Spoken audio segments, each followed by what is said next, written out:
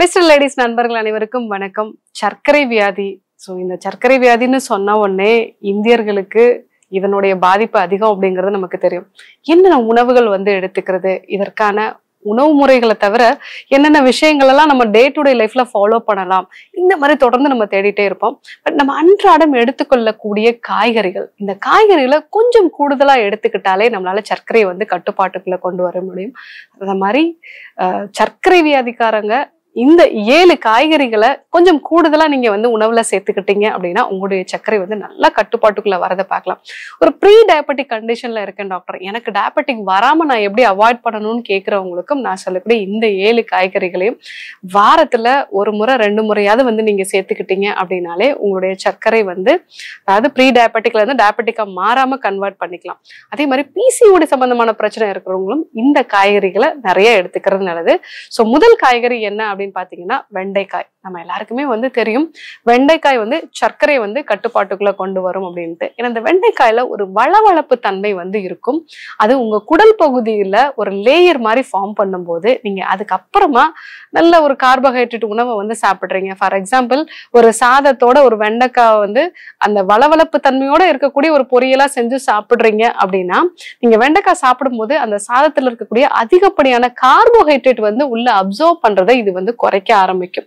So அதனால நீங்க வெண்டைக்காயை ரெகுலரா எடுத்துக்கும் அதுல இருக்கக்கூடிய மெர்சிசின் அப்படிங்கிற ஒரு வேதிப்பொருள், அது மட்டும் இல்லாம அந்த வளவளப்பு தன்மைக்கான மியூசின், இது எல்லாமே உங்களுடைய குடல் பகுதியில கார்போஹைட்ரேட் அப்சார்ப்ஷனை நிதானமா பண்ண வைக்கிறதுனால உங்களுக்கு சாப்பிட்ட உடனே பிளட் சுகர் அதிகமாகுது.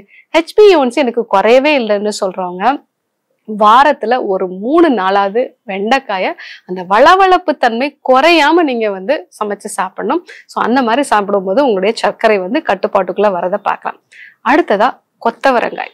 இந்த கொத்தவரங்காய் அப்படிங்கிறது நார்ச்சத்து அதிகமா இருக்கிறது. அதே மாதிரி அதுல சில வேதிப்பொருட்கள், முக்கியமா கோர்கம் அப்படின்னு சொல்லுவோம். இந்த வேதிப்பொருட்கள் என்ன பண்ணும் அப்படின்னா ஆல்பா அமைலேஸ் அப்படிங்கிற ஒரு என்சைமோட ஆக்டிவிட்டியை குறைக்குது. இந்த என்சைம் அதிகமா இருந்துச்சுன்னா உங்களுக்கு சர்க்கரை ரொம்ப ஃபாஸ்டா அப்சர்வ் ஆகி பிளட்ல போகும். உடனடியா உங்களுக்கு இன்சுலின் தேவை.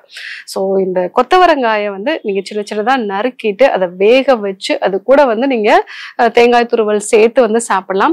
ஸோ நீங்க முதல்ல இந்த காய்கறிகளை சாப்பிட்டு அதுக்கப்புறமா நீங்க உங்களுடைய உணவை எடுத்துக்கும் போது, கார்போஹைட்ரேட் அதிகமா இருக்கக்கூடிய உணவுகளை எடுத்துக்கும் போது அந்த அப்சார்ப்ஷனும் கம்மி பண்ணுது. அது மட்டும் இல்லாம இன்சுலினோட சென்சிட்டிவிட்டியும் இது அதிகப்படுத்துது. ஸோ இந்த மாதிரியான செயல்பாடுகள்லாம் இருக்கிறதுனால நீங்க அடிக்கடி கொத்தவரங்காய உணவுல சேர்த்துக்கிட்டீங்க அப்படின்னா சர்க்கரை கட்டுப்பாட்டுக்குள்ள வரதை பார்க்கலாம். அதே மாதிரி கோவைக்காய். இந்த கோவைக்காய் அப்படிங்கிறது இது பூசணி குடும்ப வகையை சார்ந்தது. இதுல குக்கர்பிட்டின் அப்படிங்கிற ஒரு வேதிப்பொருள் இருக்கு. இதனுடைய வேலை என்ன அப்படின்னா இன்சுலின் செல்களை பாதுகாக்கிறது. அதே மாதிரி இந்த இன்சுலின் ரெசிஸ்டன்ஸ் அப்படின்னு சொல்லுவோம் இல்லைங்களா. ஸோ நமக்கு ரத்தத்துல ஃபுல்லாவே சர்க்கரை இருக்கும். அந்த சர்க்கரையை செல்களுக்குள்ள கொண்டு போறதுக்கு இன்சுலின் தேவைப்படும். இந்த இன்சுலின் அந்த செல்கள்ல உள்ள போக முடியாம ரெசிஸ்டன்ஸ் ஃபார்ம் ஆகிறதா இன்சுலின் ரெசிஸ்டன்ஸ் சொல்லுவோம். ஆத்து நிறைய தண்ணி இருந்தாலும் நம்மளால அள்ளி குடிக்க முடியாதுன்னு சொல்லுவாங்க. அது சர்க்கரை நோயாளிக்கு கண்டிப்பா பொருந்தும். ஏன்னா உங்க சர்க்கரை பிளட் ஃபுல்லாவே இருக்கும், ஆனா ரொம்பவே டயர்டா ஃபீல் பண்ணுவாங்க. ஏன்னா செல்களுக்குள்ள அந்த சர்க்கரை போக முடியல. அதனாலதான் அவங்க டயர்ட் ஆகி திருப்பி திருப்பி திருப்பி சாப்பிட்டுக்கிட்டே இருப்பாங்க. ஸோ இந்த இன்சுலின் ரெசிஸ்டன்ஸை சரி பண்றது இந்த கோவைக்காய். ஸோ கோவைக்காயை நீங்க வறுக்காம அதை வேக வச்சு நீங்க பொரியல் பண்ணி நீங்க சாப்பிடுறீங்க அப்படின்னா அதனுடைய முழுமையான பலன்களை பெற முடியும். முக்கியமா இன்சுலினோட ரெசிஸ்டன்ஸை இது கம்மி பண்ணும். ஸோ அடுத்த காய்கறி என்ன அப்படின்னா வெள்ளை பூசணிக்காய். இந்த வெள்ளை பூசணிக்காய் அப்படிங்கிறது பித்தத்தை குறைக்கக்கூடியது. நிறைய சர்க்கரை நோயினால பாதிக்கப்பட்டவங்களுக்கு பாத்தீங்கன்னா பாத எரிச்சல், கை கால் எரிச்சல்லாம் இருக்கும். ஸோ இது எல்லாமே பித்தம் அதிகரிக்கிறதுனால, அதே மாதிரி சர்க்கரை கட்டுப்பாட்டுக்குள்ள இல்லாததுனால அவங்களுடைய நரம்புகள் பாதிக்கப்பட்டு வரக்கூடிய ஒரு பிரச்சனை. ஸோ இதற்கு நீங்க இந்த வெள்ளை பூசணி, சாம்பல் பூசணி நம்ம சொல்லக்கூடிய இந்த பூசணிக்காயை நீங்க சமைச்சு எடுத்துக்கலாம். இதை சாம்பார் மாதிரி செஞ்சு சாப்பிடலாம். இல்ல இந்த பூசணிக்காயை ஜூஸ் மாதிரி பண்ணி காலையில வெறும் வயிற்றுல நீங்க எடுத்துக்கிட்டீங்க அப்படின்னா உங்களுக்கு அந்த பித்தம் வந்து நல்லாவே குறைய ஆரம்பிக்கும். ஸோ இதை தான் வந்து நம்மளுடைய முன்னோர்கள் அமாவாசை அன்னைக்கு நம்ம ஒரு பொழுது இருப்போம், காலையில வெறும் வயிற்றுல வந்து இருக்கும் பொழுது உடம்புல பித்தம் வந்து அதிகரிக்கும். ஸோ அந்த பித்தத்தை குறைக்கிறதுக்காக தான் நீங்க அந்த பூசணிக்காயை சமைச்சு சாப்பிடணும்னு சொல்லியிருப்பாங்க. நாம இன்னைக்கு தவறுதலா அதை வந்து ரோட்ல போய் உடைச்சிட்டு இருக்கோம். ஆக்சுவலி அந்த வெள்ளை பூசணி அப்படிங்கிறது வந்து பித்தத்தை குறைக்கக்கூடியது, முக்கியமா கால் எரிச்சல், செரிமான கோளாறுகள் இது எல்லாத்தையுமே வந்து சரி செய்யக்கூடியது, நல்ல இரவு தூக்கத்தை வந்து கொடுக்கக்கூடியது. ஸோ நீங்க அடிக்கடி இந்த வெள்ளை பூசணியை உணவுல சேர்த்துக்கிட்டீங்க அப்படின்னா இந்த நரம்பு சம்பந்தமான பிரச்சனைகள்லாம் வராம தடுத்துக்கலாம், பித்தத்தையும் வந்து சரி பண்ணிக்கலாம். ஸோ அடுத்ததா பாத்தீங்கன்னா நூல்கோல். ஸோ இந்த நூல்கோல் அப்படிங்கிறது வந்து இன்சுலினோட செல்களை வந்து முக்கியமா இந்த பீட்டா செல்ஸ்ன்னு நம்ம சொல்லுவோம், இந்த பான்கிரியாஸ்ல இருக்கக்கூடிய பீட்டா செல்களை வந்து பாதுகாக்கக்கூடிய தன்மை இருக்கு. ஸோ அதனாலதான் நீங்க நூல்கோல் வந்து ஜூஸ் மாதிரி பண்ணியோ இல்ல வந்து சமைச்சு சாப்பிடும் பொழுது ஆல்ரெடி வந்து எனக்கு பீட்டா செல்ஸ் எல்லாம் ரொம்ப குறைஞ்சு நான் வந்து 3 மாத்திரையில இருந்து இன்சுலின் வரைக்கும் போயிட்டேன்னு சொல்றவங்க கூட இந்த செல்கள் வந்து பாதுகாக்கப்படுறதுனால அவங்களுக்கு ரிவர்ஸ் பண்ண முடியும். ஸோ நீங்க நூல்கோல் வந்து அடிக்கடி உணவுல சேர்க்கும் பொழுது உங்களுடைய பான்கிரியாட்டிக் செல் கணைய செல்கள் வந்து பாதுகாக்கப்படும். கடைசியா நீங்க வந்து சுரைக்காய் வந்து எடுத்துக்கலாம். இந்த சுரைக்காயில அதிகப்படியான நீர்ச்சத்து இருக்கு, அதே மாதிரி நார்ச்சத்தும் 8% வந்து இருக்கு. இந்த நார்ச்சத்து அப்படிங்கிறது நீங்க சாப்பிடக்கூடிய உணவுகளை வந்து மெதுவா செரிக்க வைக்கும். மெதுவா செரிக்கிறதுனால ரத்தத்துல உடனடியா வந்து உங்களுக்கு சர்க்கரை அதிகரிக்காது. ஸோ இந்த ஃபைபர் கண்டென்ட் அப்படிங்கிறது மலச்சிக்கலையும் சரி செய்யும். நம்ம குடல்ல இருக்கக்கூடிய நல்ல பாக்டீரியா வைரஸஸ்க்கும் வந்து இது உணவா இருக்கிறதுனால இந்த சுரைக்காய் மாதிரியான காய்கறிகளை கொஞ்சம் கூடுதலா நீங்க வந்து எடுத்துக்கிட்டீங்க அப்படின்னாலே உங்களுக்கு இந்த கட் பாக்டீரியாஸ் வந்து பேலன்ஸ்டா இருக்கும். ஃபைபர் கண்டென்ட்னால இந்த கிளைசிமிக் இண்டெக்ஸ் அப்படிங்கிறது கம்மியாகும் பொழுது உங்களுடைய இந்த சர்க்கரையும் வந்து கட்டுப்பாட்டுக்குள்ள வரும். ஸோ சர்க்கரையை கட்டுப்பாட்டுக்குள்ள கொண்டு வரதுக்கு நிறைய விஷயங்கள் ட்ரை பண்ணிட்டேன்னு சொல்றவங்க எல்லாருமே நான் சொன்ன இந்த 7 காய்கறிகளை எக்ஸ்ட்ரா ஒரு கப் பண்ணிக்கோங்க. ஆல்ரெடி ஒரு கப் வந்து நீங்க ரெகுலரா எடுத்துக்கணும், இன்னொரு கப் வந்து நீங்க எடுத்துக்கிட்டீங்க அப்படின்னாலே உங்களுடைய சர்க்கரை கட்டுப்பாட்டுக்குள்ள வரதை பார்க்கலாம். ஸோ சர்க்கரை வியாதினால பாதிக்கப்படுறவங்களுக்கு நிறைய பேருக்கு பொட்டாசியம் குறைபாடும் அந்த பீட்டா செல்ஸ் வந்து சீக்கிரமா அழிஞ்சு போறதுக்கான ஒரு காரணம். ஸோ காய்கறிகள்ல தான் அதிகமான அளவுக்கு பொட்டாசியம் வந்து இருக்கு. ஸோ நீங்க ஒரு நாளைக்கு குறைஞ்சபட்சம் 3ல இருந்து 4 கப்பாவது நீங்க காய்கறிகள் வந்து வேக வச்சு சாப்பிடணும். நீங்க காலை, மதியம், இரவு இல்ல நீங்க இடையில கூட ஒரு டைம் 1 கப் அளவுக்கு நீங்க காய்கறிகளை வந்து சேர்த்து சாப்பிட்டீங்க அப்படின்னாலே உங்களுடைய சர்க்கரை வந்து நல்ல கட்டுப்பாட்டுக்குள்ள வரதை வந்து பார்க்கலாம். இது எல்லாமே நமக்கு அன்றாடம் நம்ம வந்து பார்க்கக்கூடிய இந்த காய்கறிகள் தான். கொஞ்சம் கான்சியஸா எக்ஸ்ட்ரா கொஞ்சம் சமைச்சு நமக்காக நம்ம வந்து சாப்பிடும் பொழுது சர்க்கரை வந்து கண்டிப்பா கட்டுப்பாட்டுக்குள்ள வச்சுக்கலாம். நிறைய பேர் சொல்றது வந்து இதுக்காக ஸ்பெஷல்லா நான் வந்து செய்யணுமா, இல்ல இது வந்து நான் ஒரு சில விஷயம் எல்லாம் நான் காலையில வந்து ஊற வச்சு எடுத்து சாப்பிடுறது, இந்த மாதிரி விஷயங்கள்லாம் எனக்கு சரி வராதுன்னு சொல்லுவாங்க. நிறைய பெண்கள் இந்த மாதிரி சொல்றதை நான் கேள்விப்பட்டிருக்கேன். ஸோ நீங்க எக்ஸ்ட்ரா கொஞ்சம் காய்கறிகள் சமைச்சிட்டு அந்த காய்கறிகளை வந்து நீங்க எடுத்துக்கும் பொழுதே உங்களுடைய சர்க்கரை வந்து கட்டுப்பாட்டுக்குள்ள வரதை பார்க்கலாம்.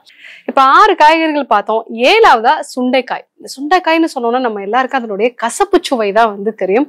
இந்த சுண்டைக்காய் அப்படிங்கிறது வந்து நமக்கு சர்க்கரையை கட்டுப்பாட்டுக்குள்ள கொண்டு வருது. நம்ம வயிற்றுல இருக்கக்கூடிய தேவையில்லாத கிருமிகளை வந்து இது வெளியேற்றும்.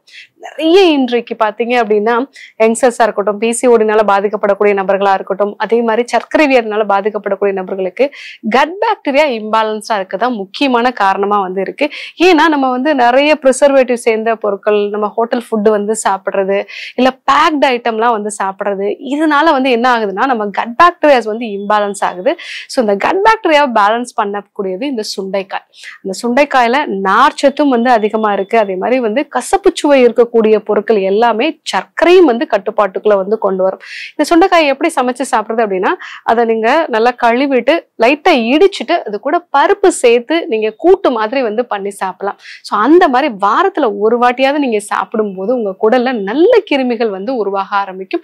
கெட்ட கிருமிகள் எல்லாமே வந்து வெளியே போடும். நிறைய இந்த பிசிஓடினால பாதிக்கப்படக்கூடிய பெண்கள் வந்து என்ன சொல்லுவாங்கன்னா, எனக்கு அதிகமா வந்து ப்ளீடிங் இருக்கு டாக்டர், இந்த ஸ்பாட்டிங் மாதிரி தொடர்ந்து ப்ளீடிங் இருக்கு அப்படின்னு சொல்லுவாங்க. அந்த மாதிரி நிலைகளையும் இந்த சுண்டைக்காயை வந்து நீங்க பொரியல் மாதிரி வந்து பண்ணி சாப்பிடலாம். ஸோ அந்த மாதிரி பண்ணி சாப்பிடும்போது உங்களுடைய அந்த ஹார்மோன் சம்பந்தமான பிரச்சனைகளும் வந்து சரியாகும். அதே மாதிரி இந்த சர்க்கரையும் வந்து கட்டுப்பாட்டுக்குள்ள வரும். ஸோ சுண்டைக்காய் அப்படிங்கிறத வந்து நீங்க பச்சையாவும் சமைச்சு சாப்பிடலாம், இல்ல அதை மோர் சேர்த்து பாவனை பண்ணி அந்த வற்றலாவும் செஞ்சு சுண்டை வற்றலாவும் நம்ம வந்து சாப்பிடலாம். அப்பவும் அதனுடைய பலன்கள் ஓரளவுக்கு நமக்கு வந்து கிடைக்கும். சித்த மருத்துவத்துல சுண்டை வற்றல் சூர்ணமே வந்து நமக்கு கொடுப்போம். ஸோ செரிமான சக்தியை வந்து இம்ப்ரூவ் பண்றதுக்கு, அதே மாதிரி நிறைய பேருக்கு வயிறு மந்தத்தோட சர்க்கரையும் வந்து கட்டுப்பாட்டுக்குள்ள இல்லாம இருக்கும். அப்படி இருக்கக்கூடிய நபர்களுக்கு சுண்டைக்காயை வாரம் ஒரு முறையாவது உணவுல வந்து சேர்த்துக்கோங்க. ஸோ இந்த 7 காய்கறிகளை நீங்க ரெகுலரா உங்களோட உணவுல வந்து சேர்த்துக்கும் பொழுது உங்களுடைய சர்க்கரை வந்து கட்டுப்பாட்டுக்குள்ள வரதை வந்து பார்க்கலாம். நிறைய பேர் வந்து சொல்றது என்னன்னா, சர்க்கரைக்குன்னு தனியா வந்து எனக்கு வெந்தயம் ஊற வைக்கணும் டாக்டர், இல்ல வந்து கொத்தமல்லி ஊற வைக்கணும். ஸோ இதெல்லாம் வந்து சம்டைம்ஸ் நான் வந்து மறந்து போடுறேன் அப்படின்னு சொல்லுவாங்க. இந்த மாதிரி இருக்கக்கூடிய நபர்களுக்கு நீங்க காய்கறிகள் அன்றாடம் செய்யும் போது எக்ஸ்ட்ரா கொஞ்சம் வந்து நீங்க செஞ்சுக்கோங்க. செஞ்சுட்டு நீங்க முதல்ல அந்த காய்கறி உணவுகளை வந்து ஒரு 2 கப் அளவுக்கு சாப்பிடும் பொழுது உங்களோட உடம்புக்கு தேவையான ஃபைபர் சத்து வந்து கிடைக்கும். இந்த காய்கறிகள்ல இருக்கக்கூடிய ஃபிளேவனாய்ட்ஸ், அதே மாதிரி டானின்ஸ், இந்த மாதிரியான வேதிப்பொருட்கள் வந்து உங்க சர்க்கரையை கட்டுப்பாட்டுக்குள்ள கொண்டு வரதுக்கு ரொம்பவே யூஸ்ஃபுல்லா இருக்கும். மிக முக்கியமாக பசி வந்து கரெக்டா உங்களுக்கு சாட்டிஸ்ஃபை ஆகும். நிறைய பேர் வந்து பசியோட அளவு வந்து எனக்கு சாட்டிஸ்ஃபையே ஆகல டாக்டர், நிறைய சாப்பிட்டுட்டே இருக்கேன்னு சொல்லுவாங்க. அவங்க எல்லாருமே இந்த காய்கறிகளை வந்து நீங்க எடுத்துக்கிட்டீங்க அப்படின்னாலே உங்களுடைய இந்த பசி அப்படிங்கிறது கரெக்டா சாட்டிஸ்ஃபை ஆகி உணவோட அளவு வந்து குறைய ஆரம்பிக்கும். ஸோ பிசிஓடி சம்பந்தமான பிரச்சனை இருக்கிறவங்க, சர்க்கரை வந்து கட்டுப்பாட்டுக்குள்ள இல்லை அப்படின்னு சொல்றவங்க, உடல் எடை அதிகமா இருக்கக்கூடிய நபர்கள் எல்லாருமே நான் சொன்ன இந்த 7 காய்கறிகளையும் வந்து தொடர்ந்து உணவுல நீங்க பயன்படுத்தும் பொழுது பெரிய பெரிய மாற்றங்களை வந்து நீங்க பார்க்கலாம். ஸோ மெனக்கெடாம அன்றாடம் பண்ணக்கூடிய சில விஷயங்களே சின்ன ஒரு சேஞ்சஸ் பண்ணும்போதே சர்க்கரை வந்து கட்டுப்பாட்டுக்குள்ள கொண்டு வர முடியும். ஸோ இன்னைக்கு சர்க்கரை வியாதி மட்டும் இல்ல, பிசிஓடி, உடல் எடையை குறைக்கணும்னு நினைக்கிறவங்களுக்கான 7 முக்கியமான காய்கறிகளை பத்தி வந்து நம்ம தெரிஞ்சுக்கிட்டோம். கண்டிப்பா பயன்படுத்தி பாருங்க. இதே போன்று ஒரு நல்ல தகவலோட உங்களை சந்திக்கிறேன். நன்றி, வணக்கம்.